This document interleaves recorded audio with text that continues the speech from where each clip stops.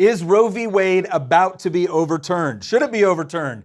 And am I allowed to talk about it if I don't have a uterus? We're going to go ahead and discuss all of these issues today on this episode of Making the Argument, where we make the arguments to defend a free society. Okay, if you've bothered to peruse social media or walk past a TV any point in the last, 20 hours, then you know that right now the Supreme Court is hearing oral arguments on Dobbs versus Jackson Women's Health. This is a case that could potentially be used to overturn Roe v. Wade, and that is why it is getting so much attention right now. Now, what's the impetus for this? Why is it that Dobbs could potentially overturn Roe? Well, let's read up on this. So the case, Dobbs versus Jackson Women's Health, centers on the law which bans most abortions after 15 weeks of pregnancy, which is much sooner than the current legal standard, which prohibits abortion bans prior to fetal viability, roughly 23 to 24 weeks into pregnancy. So the reason why this is being used to challenge this is because essentially a state came forward and said, we want to do an abortion ban at 15 weeks. All right, whereas right now there's different federal restrictions on when you can actually input an abortion ban. And the line that they have used, the legal justification that they've used, is this question of viability, which is to say that if the fetus can exist outside of the womb, right, so it can be emergency C-section, emergency delivery, whatever it is, if it can survive outside the mother's direct assistance, all right, then you can have some abortion restrictions, all right, prior to that line of viability. All right, that's what's been used as justification for some of the abortion restrictions that you see through other states. However, this one goes further, takes it all the way to 15 weeks. It has some other measures that can theoretically be used to challenge Roe. And so this is why it's such a big issue and we have so many people that are involved with it. So I want to go through some of the fireworks that we've seen with respect to the arguments. I want to talk about some of the responses that you're seeing, some of the commentary that you're seeing on this. And then we're going to analyze, are these good arguments? Are these bad arguments? How should we analyze this? Right off the bat, I'm going to tell you, I wish Justice Scalia was still alive on the court right now, simply because his ability to ask questions is incredible, and I would have loved to have seen him be on this case. But that's not the case.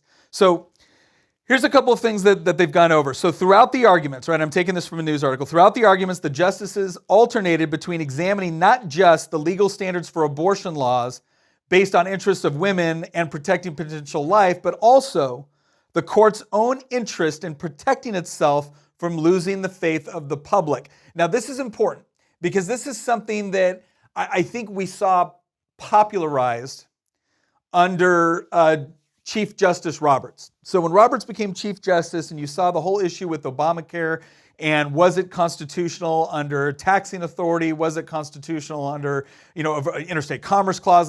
Did the federal government have constitutional authority to impose something like Obamacare, right? And when Justice Roberts got to the court, he started talking about protecting the integrity of the court. And what was interesting about that is the way that he applied that was it was this assumption that if there was something that was popular or perceived to be popular in the view of the justices, then potentially deciding against it or writing a decision in such a way that would significantly overturn a major piece of legislation, all right, would in his opinion cause the court to lose credibility. Now, here's what I find interesting about that, because you've already seen, Justice Amy Coney Barrett said, that Casey, which was a previous case on abortion, very explicitly took into account public reaction. You saw Justice Breyer bringing up the whole question of stare decisis and precedent within the court. You saw this one quote by Sotomayor. I got to read this. Sotomayor said, "Will this institution survive the stench that this creates in the public perception that the Constitution and its reading are just political acts?" Okay, so let's talk about this whole idea of kind of the integrity or the public perception of the court.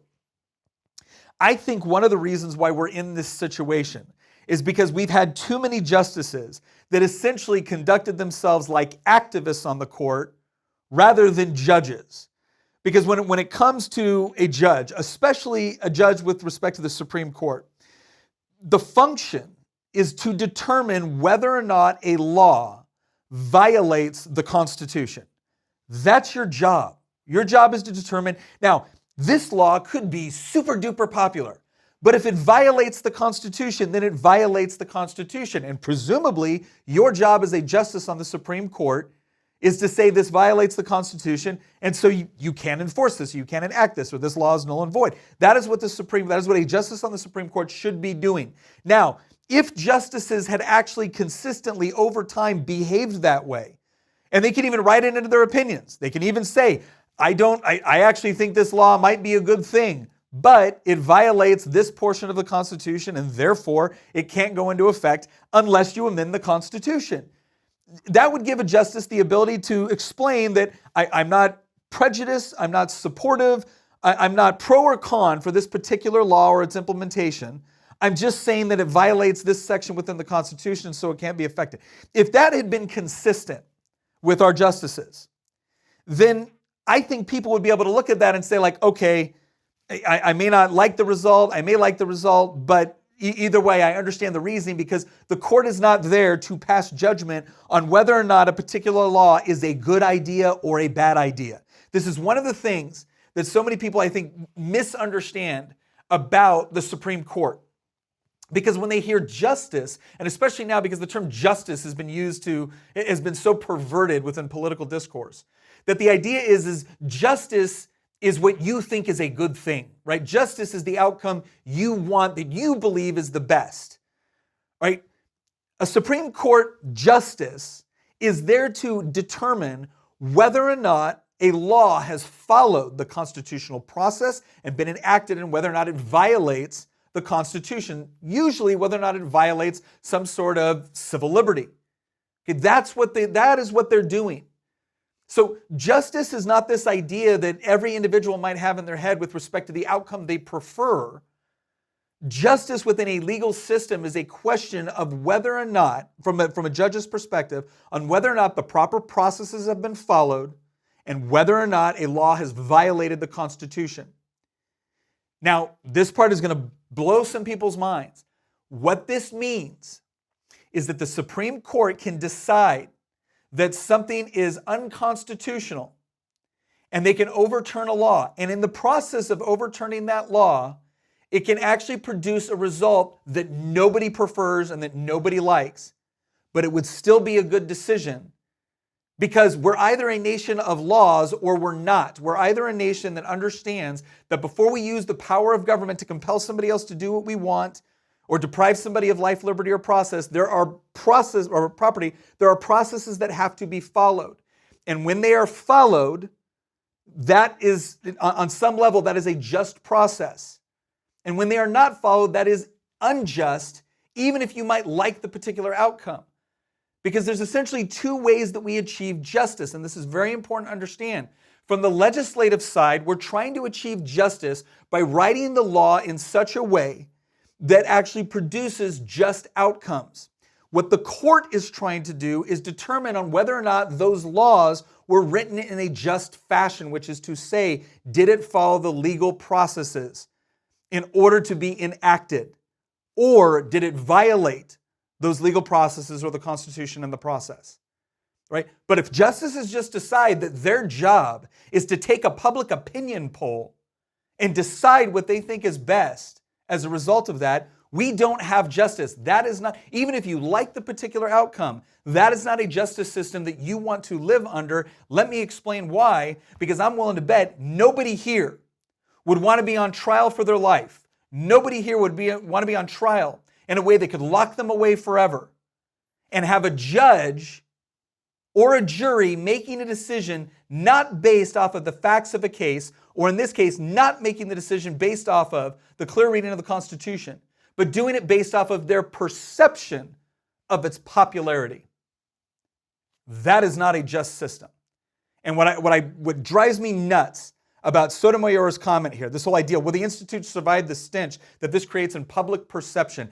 The stench that I have right now with respect to some of the members of this Supreme Court is the idea that they don't feel themselves bound by any sort of intellectually consistent judicial philosophy other than if they like it, then the answer is yes, and if they don't like it, the answer is no.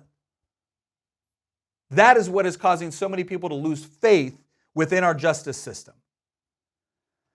So that is one of the, and I got to hand it to the Mississippi Solicitor General, Scott Stewart, because he said the court could say now that their legitimacy, because they were talking about previous decisions and public opinion. He goes, the court could say now that their legitimacy comes from standing on constitutional principles and overruling when appropriate. What a novel idea. Because I got news for Sotomayor. She may like this idea of popular opinion, or again, her perception of popular opinion, deciding what a Supreme Court ruling should be.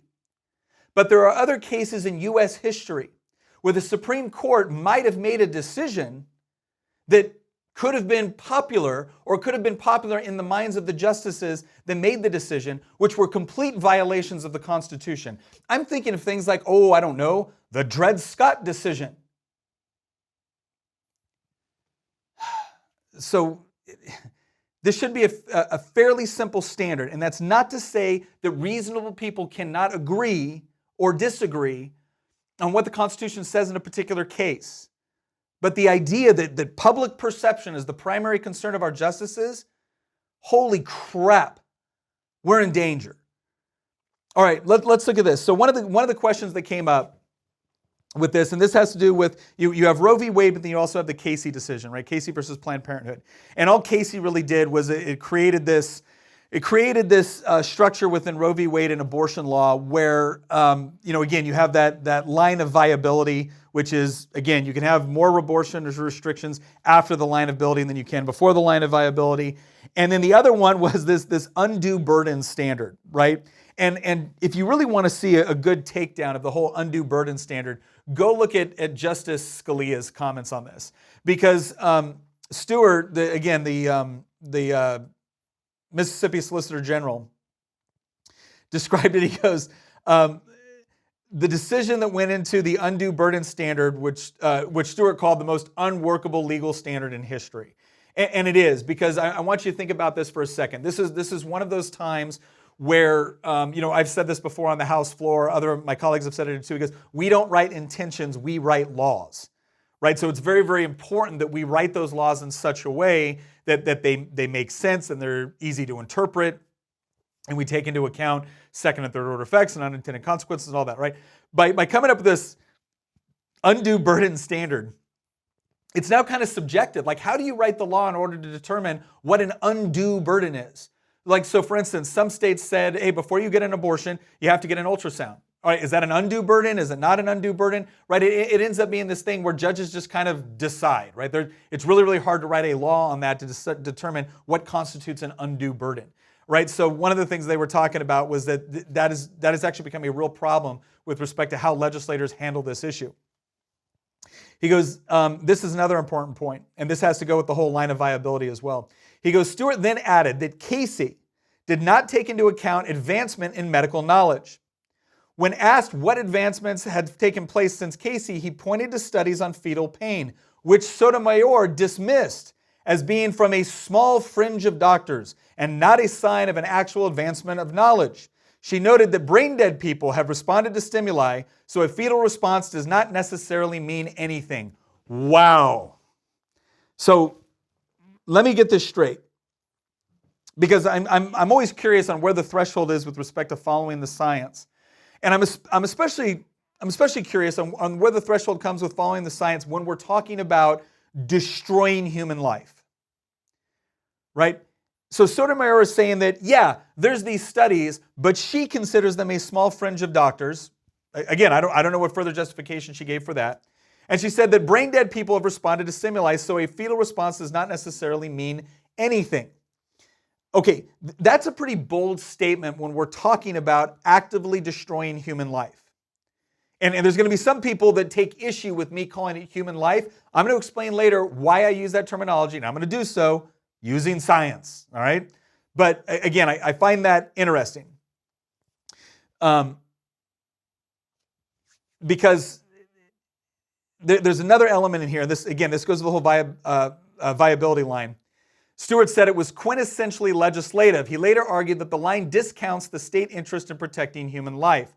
Justice Elena Kagan questioned whether his viewpoint on when life begins is a religious one. Stewart insisted that it is not, and that regardless of when life begins, it is still a human organism involved. Okay, now let's look at this real quick, because I find this interesting that Elena Kagan would immediately go to this idea of, is your belief in this a religious one? I am curious if she would have asked a similar question in another case of someone that was of a different faith. I'm very curious on whether or not she would have done that. Maybe she would have. I don't know. But let's look at this. But it's interesting because Stewart insisted that it's not. He goes, regardless of when life begins, it's still a human organism. Here's what I find interesting.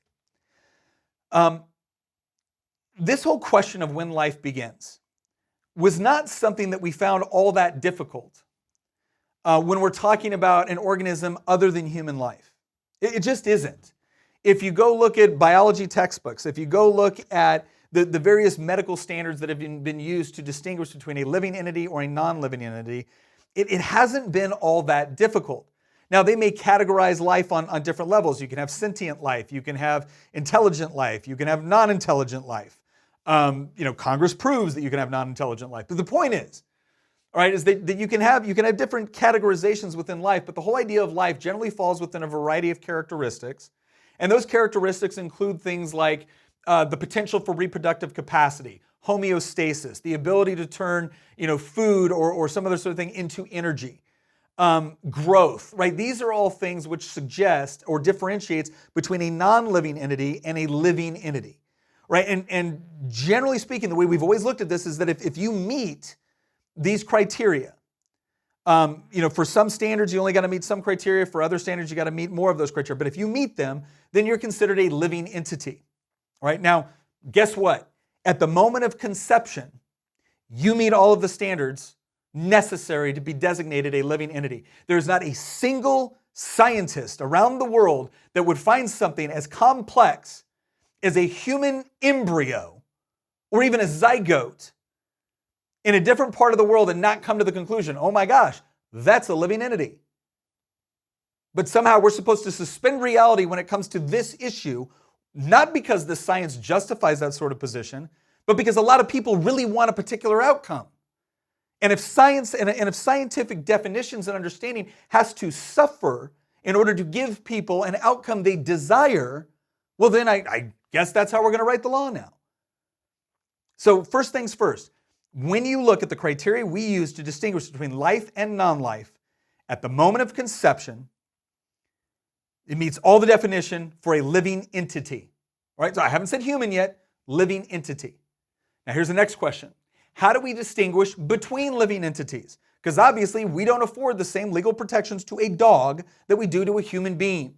So gosh, what sort of scientific mechanism could we use to distinguish between living entities? There's a number of characteristics. Obviously, human beings have certain characteristics that are unique to human beings, or the composition or the order of those characteristics are unique to human beings. So yes, a dog can have 4 limbs, a person can have 4 limbs. But there's obviously differences in the characteristics between the dog's limbs and the human's limbs, and we use that in order to distinguish between the two.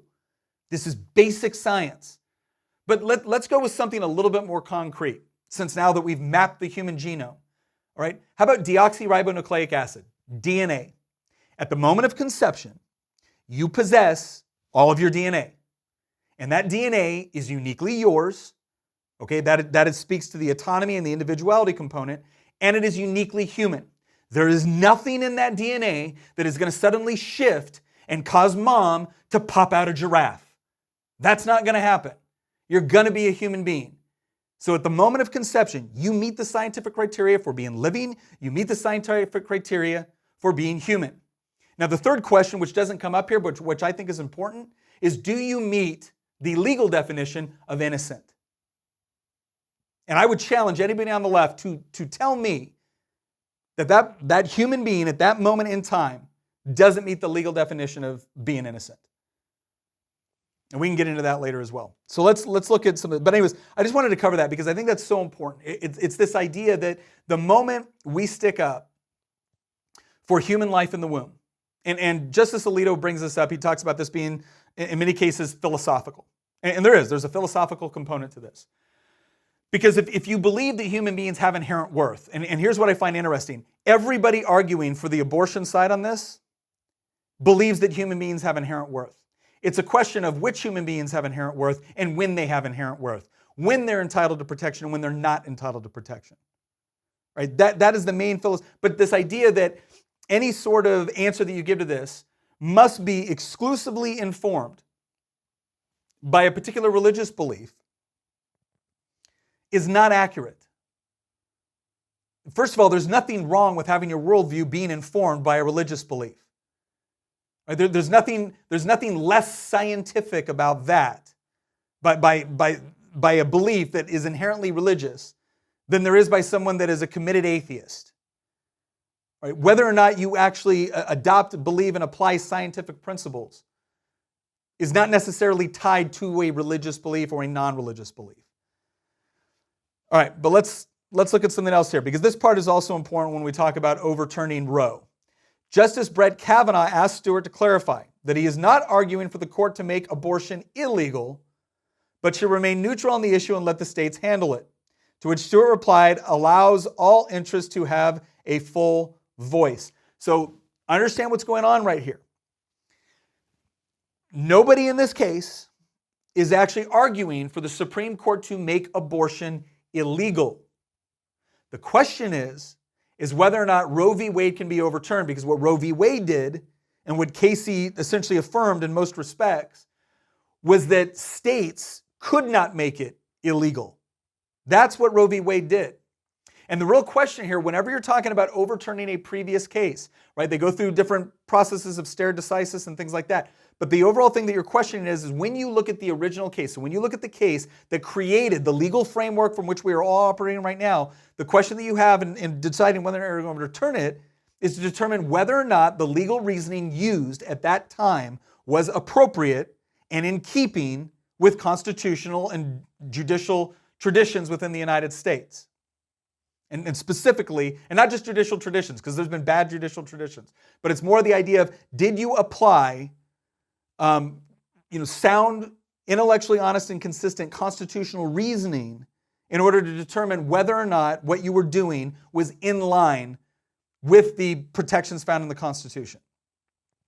And what I find fascinating is that you talk to people that are like just avid, pro-choice, pro-abortion advocates who are also legal scholars, and they will come back and admit that Roe v. Wade was horribly decided. That they did not really reference any sort of specific constitutional right that could justify preventing a legislature or preventing from the people to choose to ban abortion. Right? They couldn't point to anything, so they just created something out of whole cloth. Why? Because you had justices that wanted it to happen. And so they made it happen. They created this legal framework. And so what Stewart is essentially arguing for is that this was a question that was improperly decided by the court in 73. And so therefore it would be more appropriate within our society and within our framework to leave this to the legislatures and the lawmaking authorities. And specifically, he's saying the state lawmaking authorities. So they're not even really advocating for a federal change or a federal ban. They're saying that this is a decision that should be made on the state level. Right, so that's what they're talking about here. Now, Justice Samuel Alito asked Rickleman, and Rickleman is arguing for the pro-abortion side. He said, he asked Rickleman to defend the viability line against the argument that it is arbitrary. Pointing to a woman's interest in being free from the burden of pregnancy, he asked whether that interest is still there post-viability. Similarly, he argued a fetus interest in life is there pre-viability. So what he means by the arbitrariness of this is that what is your justification for saying that before a child is viable, like if you're saying the interest of the woman is protected by the court allowing her to have an abortion before the child is viable, what he's asking is how is that not kind of arbitrary? Like if she desires to not be pregnant after the line of viability, well then why can't she abort the child after the line of viability? Right? Not to mention the fact that the line of viability is kind of a moving target. 50 years ago, you were not actually having a child born at like 23 or 24 weeks, and it was surviving outside the womb. That just really wasn't happening. So that line of viability is actually changing. Similarly, he argues that, okay, if the woman's interest is protected up to the line of viability, but then ignored post-viability, well then, now the fetus's interest is being ignored pre-viability and then being respected post-viability, right? So why is it that line of viability is the key issue here? And again, Alito asserted that this comes down to a philosophical debate. Rickleman said that the viability line is good because it does not ask the court to settle that debate. I don't know why that makes something good. Later on, she said that the viability line makes sense because once the court recognizes the woman's interest, they need a line for balancing interests. Viability provides a line by giving a marker for when the fetus can survive. Again, the core issue here that I don't seem to understand is if the fetus has an interest in survival, which presumably it does, post-viability, then that interest still exists pre-viability.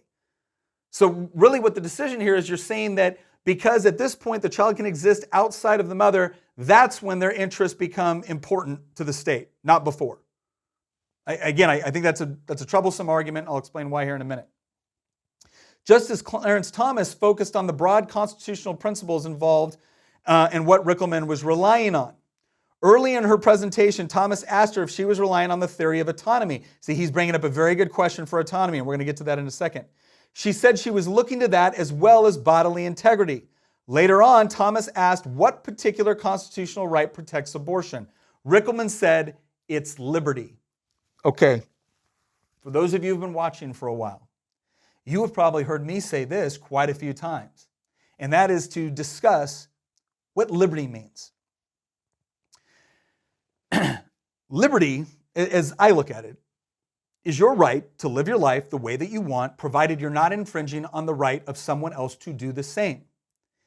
And in my opinion, that's the only way that liberty can have any real genuine meaning. Because if I have the liberty to impose my will on you, if I have the liberty to deprive you of life, liberty, or property in order to carry out, in order to live my best life now, right? Well, then I am naturally infringing on your liberty, and now liberty is no longer a universal concept. It's a concept that only applies to certain people. It is a privilege essentially granted by government to certain people at different stages of their life based off of whatever criteria the government comes up with, I guess.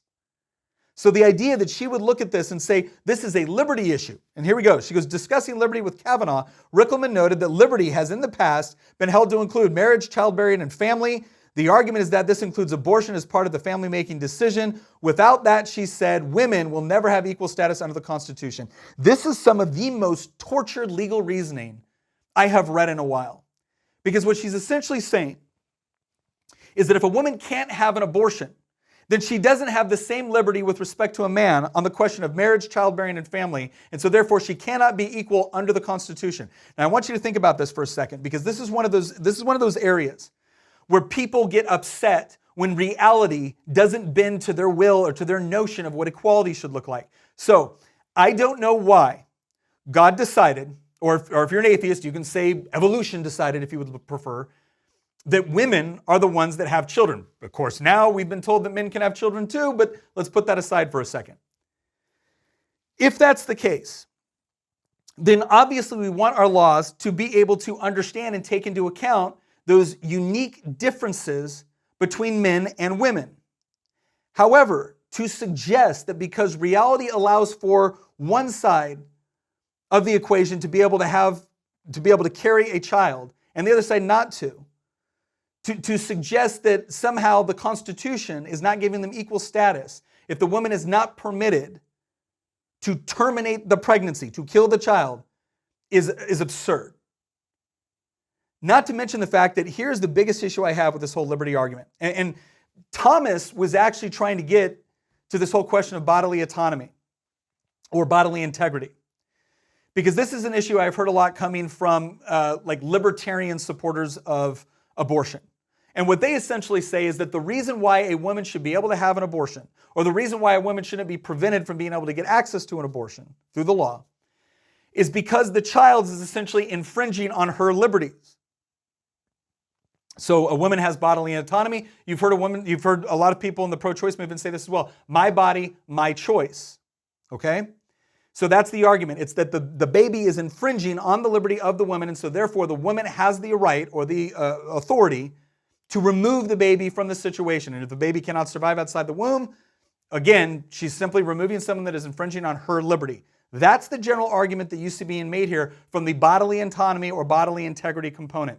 Here's why that argument doesn't work. Whenever somebody says, my body, my choice, they are assuming two things right off the bat that destroys the pro-abortion argument. The first thing that they're assuming is that because it is their body, they have bodily autonomy, they have exclusive authority over their body, and other people don't have a right to infringe on their body. Okay? So far, so good? I tend to agree with that. Now, what that means is, or the question that we have to ask someone that posits this theory of my body, my choice is, why is it your body? And why is it your choice? Now, they will get very upset when you ask them this question because they think this is obvious. And the bottom line is I tend to agree with them. But the point that I'm trying to get them to acknowledge is that they are actually explaining a philosophical principle with respect to the concept of individual liberty and bodily autonomy, which is to say that you as a human being, by your very nature of being a human being, you have inherent right and ownership over your body, which means you also have ownership over your choices. And the whole concept of liberty, as I discussed previously, is this idea that I have a right to live as I want, provided it doesn't infringe on the liberty of somebody else. So, how do we differentiate between somebody that is engaging in liberty in a just and reasonable fashion versus someone that is engaging in liberty in a way that violates, someone that's engaging in an action that violates the liberty of somebody else? Well, the way that we typically adjudicate this is through the concept of first cause. So, if I walk up to you and I punch you in the face, and you punch me back, I don't get to cry and scream that you violated my liberty because I'm the one that initiated the attack. I'm the one that initiated the action. Okay, now let's make it something that's not so aggressive. What if I engage in something that's perfectly legal, but in the process of doing so, I harm you? Well, we generally say that that person then has some sort of legal obligation to make the other person whole. Because even if you didn't intend to cause harm, even if you weren't doing something illegal at the time, if you cause bodily damage or harm to another human being, there is still some sort of restitution in order as a result of that. So this is the whole concept of first cause versus a reaction to the first cause. So unless it can somehow be determined that a sperm and an egg colluded with one another to impregnate someone completely apart from any sort of action of anybody else, I think you're going to have a really, really hard time saying that the fetus in the womb is therefore an inherent violation of the woman's liberty. Now, the one case that people will make that has some justification of this is the case of rape, because in that case, now we're talking about two victims. The woman did not consent to the act which got her pregnant. Right? The child is not at fault for the act that took place. Right? There is a third party that is to blame here. But that's not what we're talking about here. She's making an argument that in general, if two people decide to have sex, they bear no responsibility for the person that was created, despite the fact that they knew that producing a child was a probable or at least a plausible byproduct of engaging in a sexual act. So they knew the consequences of the action, they did it anyways, and now the argument is, well, now it's infringing on the woman's liberty. Okay, no, you don't get to make that argument unless you're willing to throw out our whole concept of liberty in the first place, and the whole concept of first cause versus reactions to first cause. But that is apparently what is going on here. That is the argument that she's making. And in her argument for bodily autonomy, she actually dismantles her own argument, because if the woman is afforded bodily autonomy, then arguably the fetus is also entitled to bodily autonomy. In making an argument for liberty, she's destroying the concept of liberty. Because if your liberty is essentially the ability to infringe on the rights, liberties, and bodily autonomy of someone else, well then now you're not talking about liberty as a general principle, you're talking about liberty selectively applied to whoever is the most powerful within the relationship, to whoever is the most powerful within society. Well, that's not typically the brand of liberty that we've tried to push within the United States, and what we fought so long and hard for within the United States. So let's kind of recap here. The problem that we have in this country, and again, there's going to be some people that say that there should be a constitutional amendment protecting life. Again, I think you're supposed to be entitled to life, liberty, and property. So I don't understand this idea where in this one case we're going to make a special exception where you can destroy innocent human life purely for convenience. And people get mad when I use that term convenience, but honestly, if you actively engage in a sexual act, knowing they could bring about the absolute dependency of another human being upon you and the person that got you pregnant for 9 months, and then you decide that you're going to abort the child because you don't want to deal with the consequences of that action, I'm sorry, that fits the definition of convenience. And I am not going to side with the person that wants to destroy the innocent human life because I believe it sets a horrible precedent, not just for the case of abortion, but for how we look at human life in general and with respect to what we're willing to allow or put up with on what one person can do to another person, provided that there is a popular movement supporting it. And what we're seeing right now in this overall debate, whether this overturns Roe and this ends up going back to the legislatures, and we have different laws in different states governing this, which I think is probably one of the potential outcomes of all of this. What this really comes down to is I believe, an issue of the human mind and the human heart. We either believe that human life is unique and special and worthy of protection, or we don't. Because if we're going to start setting up arbitrary lines of when human life has value and when it does not, that's going to be very problematic because of all the implications that come along with it. And if you think I'm being hyperbolic right now, you've either studied nothing within the eugenics movement or even the general history of the 20th century, where we had example after example after example. This is in recent history, example after example after example of one set of human beings dehumanizing another set of human beings based off of criteria that had nothing to do with their essential humanity, but everything to do with things as arbitrary as skin color, as gender, and now as with age. So if we're going to defend human life, then we have to draw the line, and the line has to be drawn when human life begins. Otherwise, I'm sorry, it doesn't have a great deal of meaning. This is a bunch of just powerful groups debating with one another on when they can arbitrarily decide human life has no meaning, and I really question the intentions of anybody that wants to try to settle on that. And this is not to condemn anybody that has had an abortion. I am not doing that. I have good friends that are abortion survivors, and I know Planned Parenthood and the abortion movement wants to pretend like they don't exist. They exist. I also have good friends that have had abortions. I've seen those two people come together and talk and discuss this issue and do it in a way that was civil and loving and understanding. So understand, I've said this on the House floor, and I'll say it again. I am not presuming or suggesting that I know what it is like to be that young woman that finds themselves in a situation that they did not plan for or anticipate. But I do know what it is like to be her son. And I'm very thankful that she chose me because there was a significant sacrifice for her in that choice that affected the rest of her life. But one of the things that it imparted to me was a sense of empathy for the most vulnerable within our society. And if you think for 1 second, any of my passion for this comes from a desire to manipulate, control, or judge another person, it does not. It is founded in the idea that if we really believe human life has value, then we have to be able to defend it. And those of us who have the ability to defend it have to step up and do so. And quite frankly, I am not going to apologize to any person or industry that would attempt to justify this sort of practice or manipulate women into believing that this is their only option, or far worse and far more perverse, as we have seen in some of the protests in front of the Supreme Court, convince women that abortion is actually a symbol of empowerment.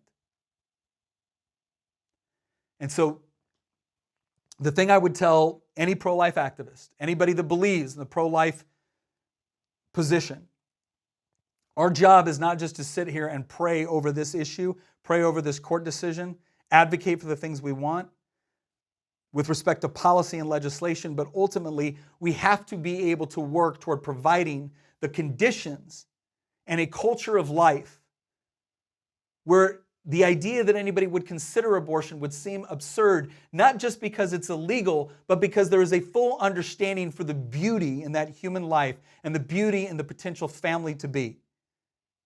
And we need to make sure that we're the ones standing out front to assist that, encourage that, and be there to provide the emotional, the material, and the spiritual support to someone that is going through a very tough time in their lives and is desperately looking for hope, compassion, and love. Thank you very, very much for joining us today on this issue. Again, please keep this decision in your prayer. Keep the moms in prayer, the unborn children in prayer, the fathers in prayer.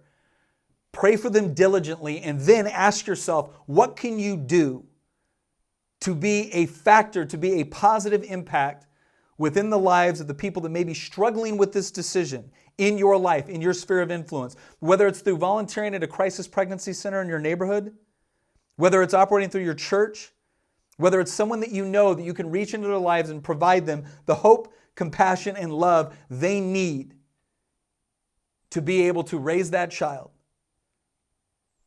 That's what we need to do next. That is the best advocacy you can provide for the pro-life movement. Thank you very much for joining us, and we'll see you next episode.